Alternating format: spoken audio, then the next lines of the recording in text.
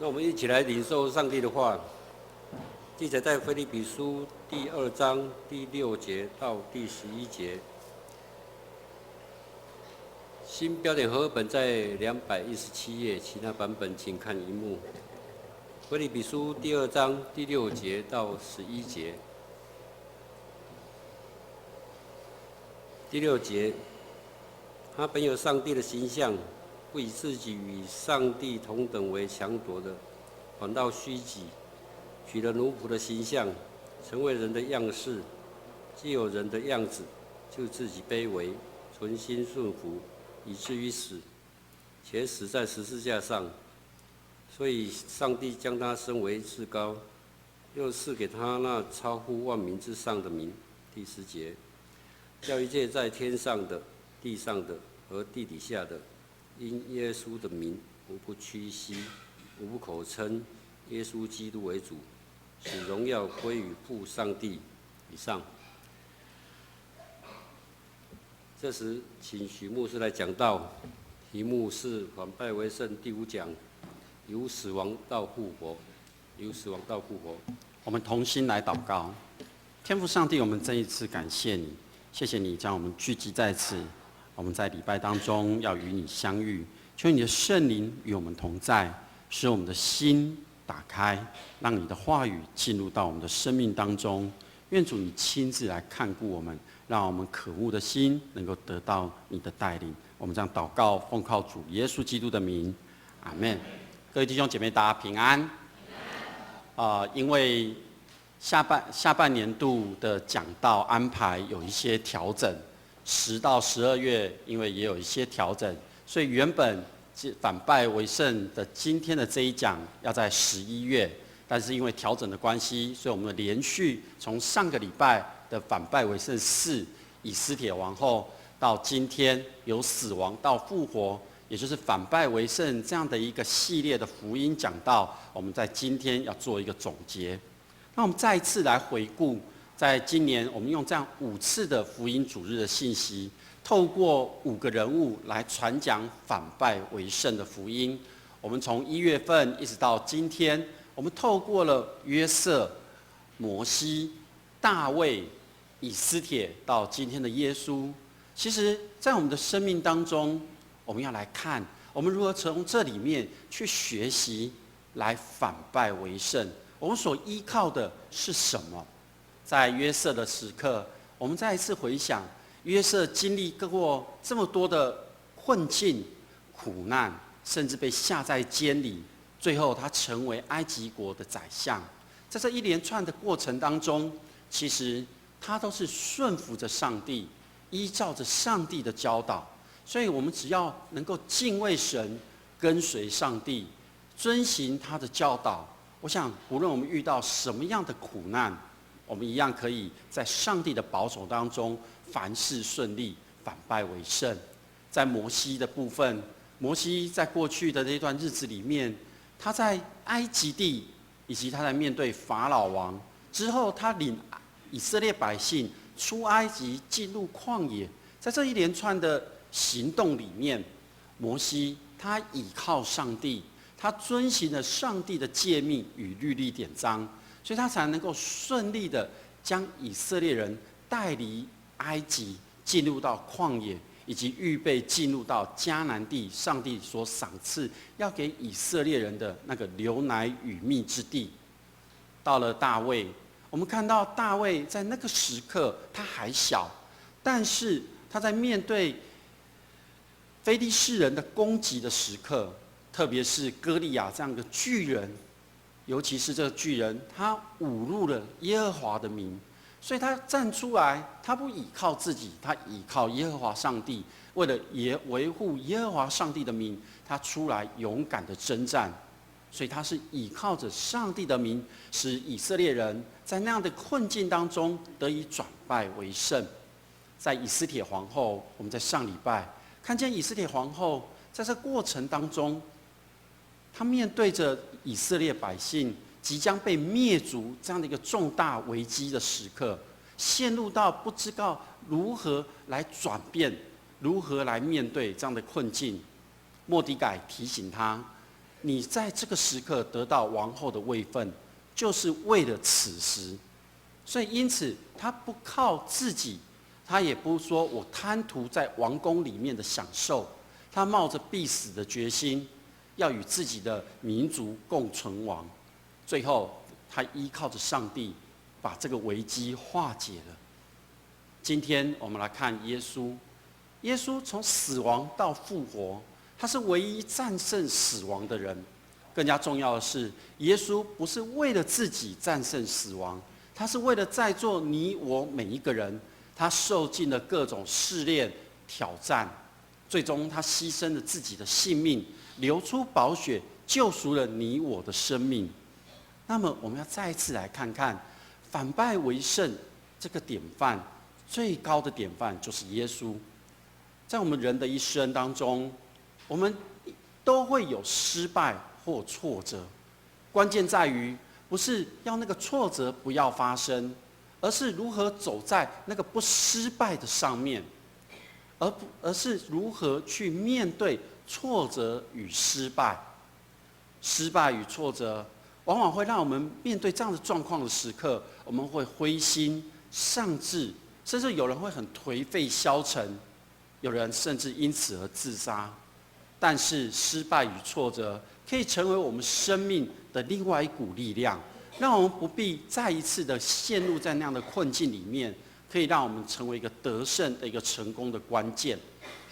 耶稣他是在所有反败为胜的这样案例当中，他从死亡，他赢过了死亡，到复活，是由于他道成肉身来到人间，最后他很容易被荣耀高升到天上的宝座前。它是一个我们学习，我们要来面对我们今天所要看的。那么牧师透过这几次我们反败为胜这几个人物，牧师要再一次问：你对失败的定义是什么？或许我们每个人对失败都有不同的定义。在我们的生活当中，其实我们每天都在面临的许多的挑战、许多的挫折，或者说是失败。那么你对失败，到底你对它的定义是什么？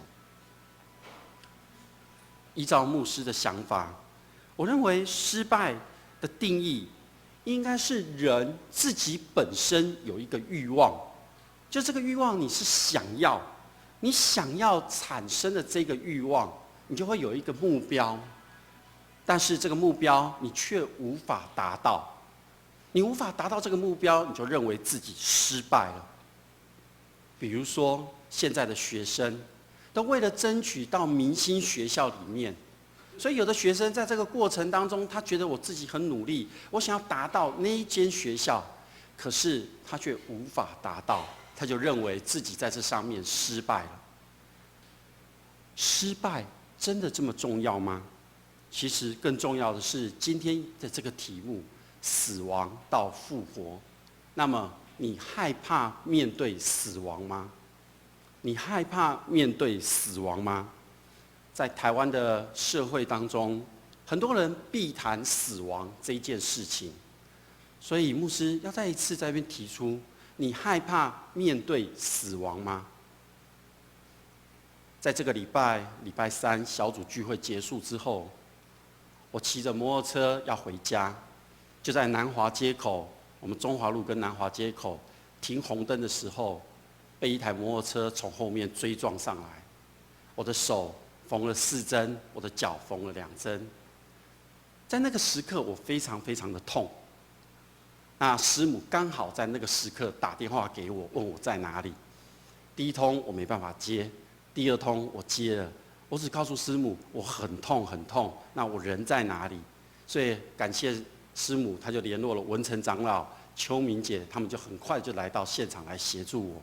经过到医院包扎，缝了4针2针之后，回到家，在晚上很感谢上帝，没有其他的伤害。所以那个师母就跟我说，其实那时候打电话听到我发生车祸，她心里紧张了，但是听到我说很痛还能讲话，代表没有什么大碍。在这个过程当中，其实我也面对了死亡。但是因着上帝的保守，我得以继续可以存活。那么牧师要再问一次，你害怕面对死亡吗？耶稣他取了奴仆的形象来到这个世间，圣子基督本来他就是个神，在他来到世上之前，他就与上帝同在。他是一位三一的神当中的一位，他具有与父神完全相同的荣耀、尊贵、权柄、能力与智慧等等的，我们所想得到的。他是一个全能的，但是他不以这些为强夺，也就是他不是一定要牢牢的抓住，说我要抓住这些不放，他反而放掉了这些。他选择了在一位童贞女身上慢慢的形成，他放弃了他神的地位与全能，他只保留了那个圣洁无罪的神性。他用这个无罪的身份替我们每一个人承担了罪的刑罚，他甘愿用怀胎十月的方式降生成为受造的人，是一个被造之人。在这个过程里面，我们知道是非常的辛苦的。耶稣他降世成为人，他与我们一样去面对忧伤、饥饿、疲惫，他也承担了重担、痛苦，面对试探、挫败以及人的批评、攻击与羞辱。他就是为了承担我们所有的一切忧患与重担。只是我们很清楚，他是圣洁的，他没有犯罪。因此，他顺服上帝，他成为奴仆的样子，来到我们世上，服侍我们每一个人。耶稣知道我们的状况，那么我们现在在我们的生活里面，你正面对困境吗？你面对困境吗？耶稣说，我经历过。你觉得你遇到事情的时候，你心灰意冷吗？耶稣说，我经历过。我们来想想，耶稣他出生的那个时刻。耶稣出生在一个乡下的地方，这个地方冷冷清清的，很简陋，或许有人经过也不会注意到。这样的一个地方，在我们现今的世界里面，我们要到哪里才能找到呢？当然，这个不在我们桃园的市区里面，不在我们很热闹的中华路上面，也不在一个很繁华的都市，或者是一个旅游观光景点里面。所以我们要想象，在一个灰暗安静的小村庄里面，这个村庄有可能是在中东这个地方，也有可能在非洲，或者是在一些我们所未曾听过的地方。但是在这些地方，我们依然要跳过一些看起来可能比较美观的房子，因为当时的约瑟和玛利亚，他们上圣殿，为了庆祝耶稣的诞生，用2只幼鸽作为献祭。这个献祭是依照穷人的礼俗来做献祭的。所以我们要再一次想象，耶稣所出生的那个地方是可能比较穷困的地方。他不是一个非常穷的家庭，但是他却是一个普通的家庭。耶稣渐渐成长，耶稣有一双粗糙的手，或许他的手因为做工也显得黑黑的、脏脏的。他穿着一个流汗过的衣服，他可能长相很普通。就如同在以赛亚书53章这样形容说，他无佳形美容，我们看见他的时候，也无美貌可以使我们羡慕他。根据第3世纪史学家 Origen 的说法，他说耶稣的个子可能小小的不大，但是他其貌不扬，可能在我们众人当中不会很明显的发现他。各位弟兄姐妹，你是否觉得自己也很普通，所做的事情也很一般呢？其实耶稣也是如此。耶稣经历过我们每一个人所经历过的平凡，他必须深入到我们人类生命的每一个细节当中，这样当他站在父神面前的时刻，他就能够替我们所有人除罪，成为那个除罪的大祭司。他已经亲身经历过这所有的一切，不论是痛苦也好，试炼也好，他都能够了解，他也能够适时的回应，而且给予我们我们所需要的。我们每个人都会觉得我很贫穷，这个贫穷有时候是从身心灵，不单单指的是物质。耶稣知道你的感受，有时候我们会觉得被剥削、被压榨，耶稣也知道那个是什么样的滋味。我们人所经历过的所有的一切，耶稣说：“我经历过。”人所经历过的，他都经历过。有人说，或许我的人生不像这样，又贫穷又被剥削。但是，如果你是老板，你的生活还算富足，那么你跟耶稣还有关系吗？当然，一定有关系。耶稣亲自征召、拣选，而且他监督，他也预备许多的事情。我们可以从他有许多的门徒跟随着他，以及他有不同背景的妇女跟随着他，这些人都全在他的带领之中。所以他知道，当我们处在富足或者是一个领导者的压力与困难，我们特别知道在教会里面，我们每个年都要制定所谓的预算，有人要主持会议等等这些，或者你在公司里面是一个主管，耶稣都知道。那么你有没有想过，要放下一切，什么都不管，只想要安静的独处片刻的经历呢？耶稣曾经这样做过。次日早晨天未亮的时刻，耶稣起来到旷野的地方去，在那里祷告。你是否曾经忙碌的连吃饭的时间都没有？耶稣也曾经有过这样的经历，因为当时来来往往找他们的人实在太多，所以耶稣就和他的门徒连吃饭的时间也没有。你是否有许多的信件、email 或手机、Facebook， 让你在这方面的联络非常忙碌吗？耶稣也曾经经历过这些繁忙，有许多的人到了他那边，带着瘸子、瞎子、哑巴、有残疾的或有其他疾病的人，都放在他的脚前，他就治好了他们。你曾经有过家人的不谅解的这个压力吗？耶稣曾经经历过。耶稣的亲属在听见他在传福音，这个过程就出来要拉住他，因为他们说他癫狂了。是否你有曾经被诬告过、被误会过？耶稣在受死的前一夜，人们正在寻找假见证，要控告耶稣，要治死他。是否你有朋友曾经让你失望、靠不住？在客西马尼园，耶稣需要帮助的时刻，其他人都睡着了，所以耶稣说：“怎么样？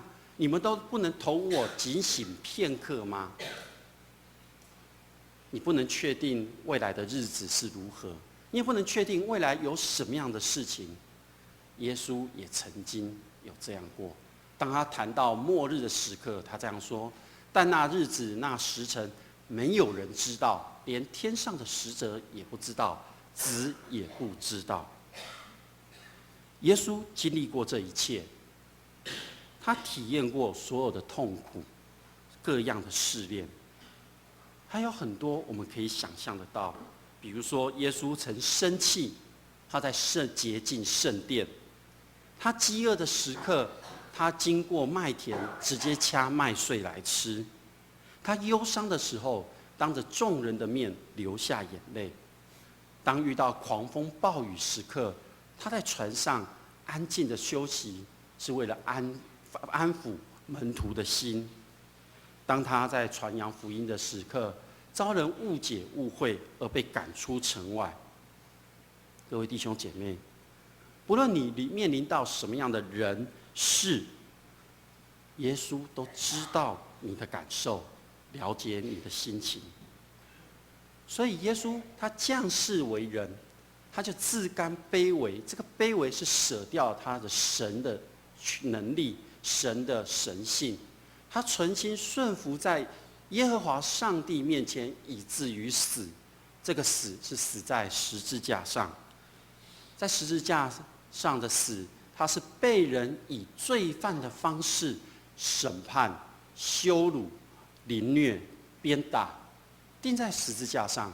他忍受这个酷刑的痛苦，但是在那个时刻，他却向父神求告说：“父啊，赦免他们，因为他们所做的，他们不知道。”这样的求告，不只是为着羞辱、钉死他的这些民众与兵丁，更重要的是为了你我以及全部的人、全人类。耶稣在十字架上最大的痛苦，其实不是身体上的痛苦所受到的凌虐，而是全人类的罪都归在他的身上。所以他在十字架上承担了你我每一个人的罪，全人类的罪。所以他很孤单的、痛苦的嘶喊的这句话说：“以利以利，拉玛撒巴各大尼。”也就是说，他呼喊的这句话是：“我的神，我的神，你为什么离弃我？”当耶稣喊出这几句话的时刻，按照圣经这样的描述记载，他的身体已经在十字架上挂了大约有6个小时。在更早的这个时刻，在早晨，耶稣走在崎岖不平的道路上，他很吃力的走着。之后到达这个地方，士兵用钉子钉他的手，钉他的脚。当罗马人将十字架竖立起来，这些罗马兵丁他们不知道，他们竖立起来在这个地方，其实正是要将耶稣基督树立在他受死的正确位置上。这个位置就是立在人与神之间，这是祭司站在自己的祭坛上。我们想想看那个场景，在那个时刻，山上有许多的声音，有法利赛人的嘲笑声，有刀剑碰撞的金属声，有犯人的哀嚎声。但是耶稣几乎没有什么声音。最后他开口说话，是对陷害的人说出赦免的话。他给他的母亲有一个儿子，他成全了一个强盗的祈祷，他向一位士兵来要水喝。然后在中午的那个时刻，经文这样记载说，从正午到申初，遍地都黑了。在中午的那个时刻，黑暗像布幔一样盖住了日头。最后耶稣说成了，就断了气。耶稣为你我成就了救恩，成就了一切。耶稣基督在肉体上背负了我们所有的罪。我们想象一下，当耶稣被挂在十字架上，张开那钉痕的手，那个时刻他还在请求上帝说，请你将他们所应该受到的审判、惩罚、罪行都加在我的身上。上帝应允了。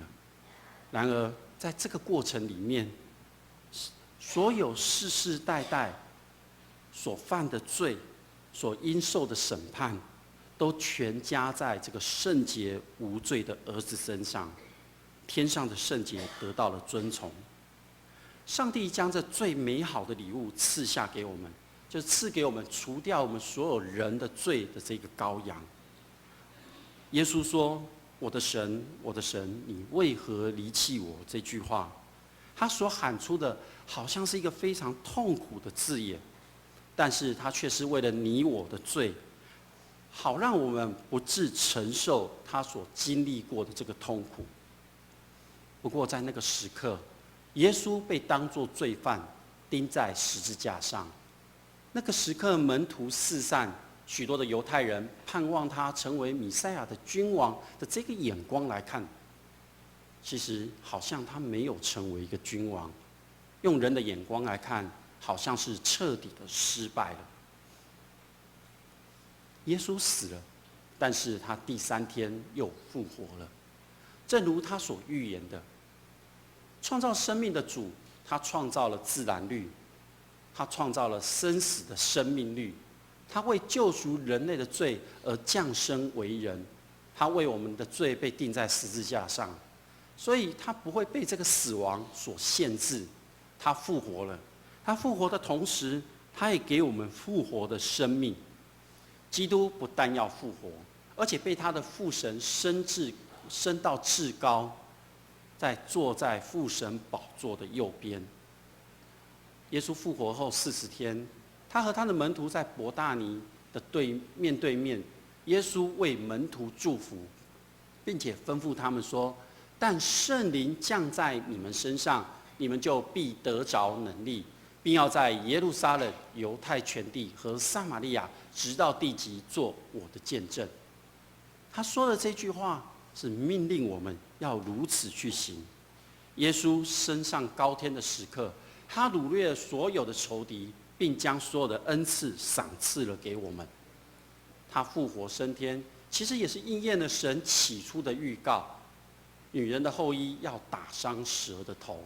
更重要的是，他得着的那个能力，要使撒旦从天上坠落，像闪电一样，他也要践踏蛇和蝎子，胜过一切仇敌的能力。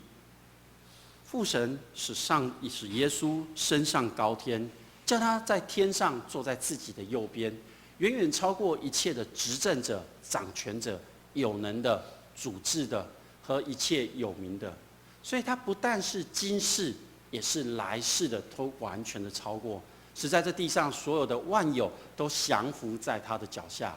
更重要的是，他是我们每一个人的主。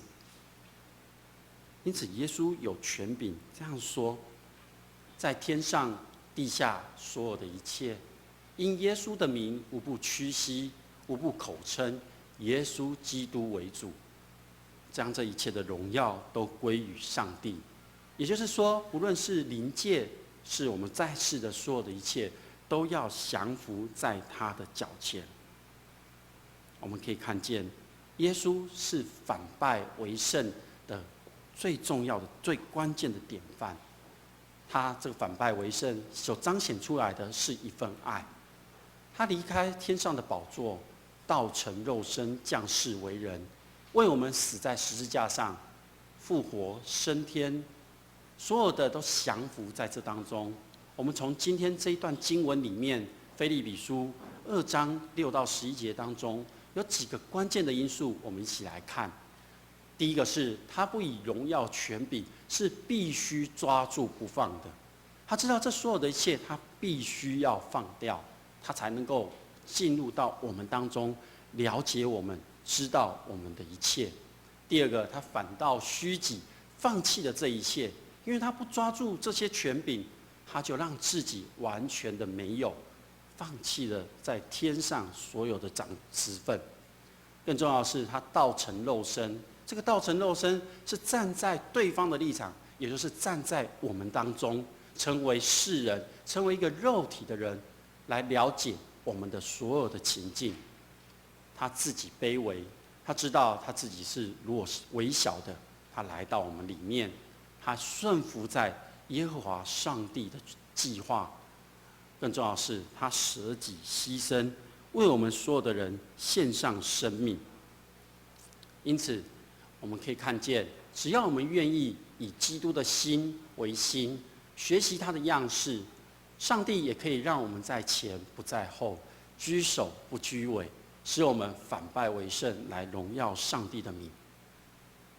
台湾基督长老教会即将迈入150周年，明年就是150周年，也是我们教会的50周年。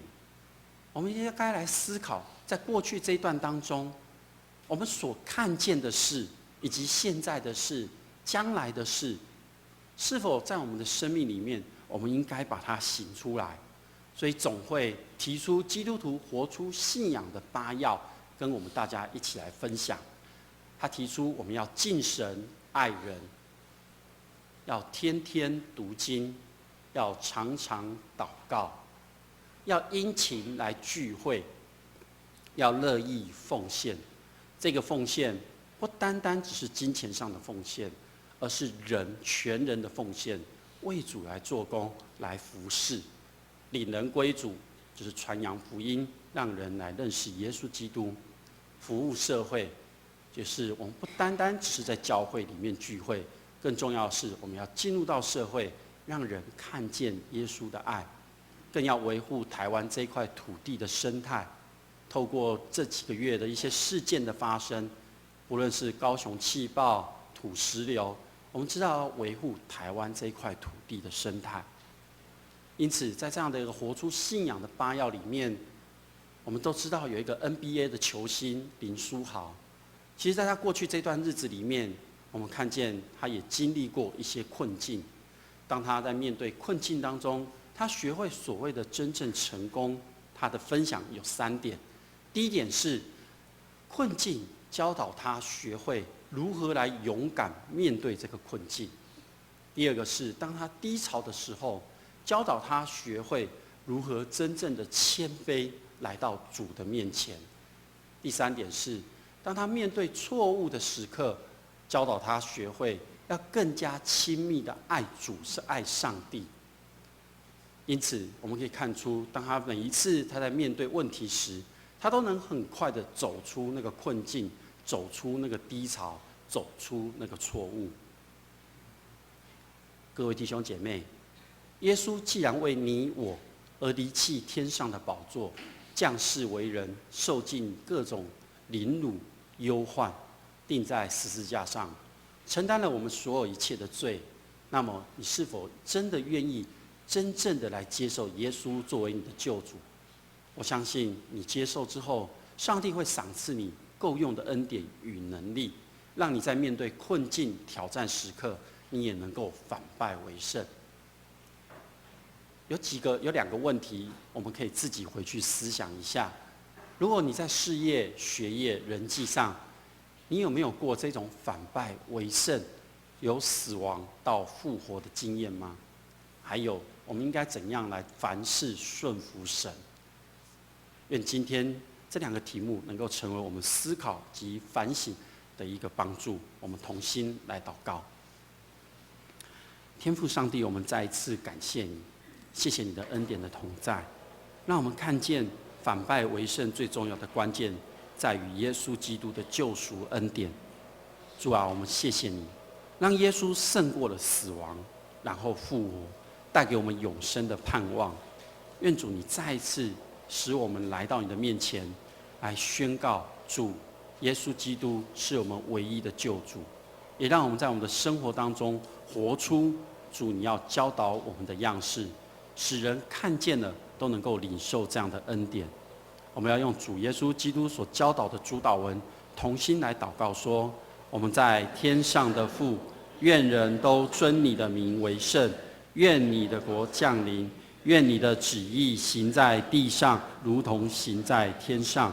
我们日用的饮食，今日赐给我们，免我们的债，如同我们免了人的债，不叫我们遇见试探，救我们脱离凶恶。因为国度、权柄、荣耀，全是你的，直到永远。阿们。